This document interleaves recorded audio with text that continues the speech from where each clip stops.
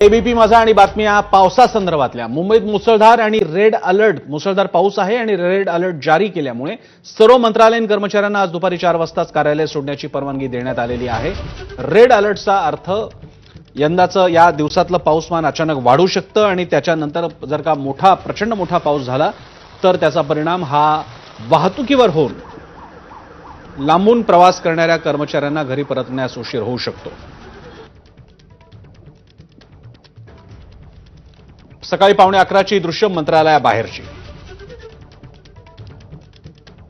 तर असाच अलर्ट हा पुणे जिल्ह्यातल्या घाट माथ्यावर अतिमुसळधार पावसाचा अलर्ट जाहीर करण्यात आलाय। पुणे शहराला ऑरेंज अलर्ट जाहीर करण्यात आलाय। घाट माथ्यावरील प्रवाशांनी काळजी घेण्याचं हवामान विभागानं आवाहन केलंय।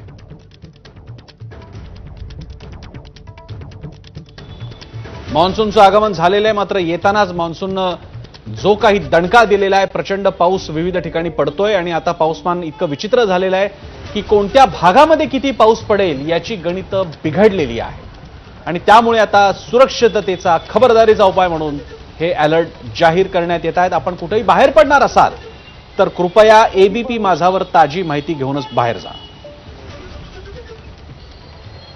उद्यापर्यंत कोणत्या जिल्ह्याला रेड अलर्ट आहे पाहूया आपण ग्राफिक्सद्वारे। मुंबई, ठाणे, रायगड, रत्नागिरी, पुणे घाट क्षेत्र, सातारा घाट क्षेत्र रेड अलर्ट।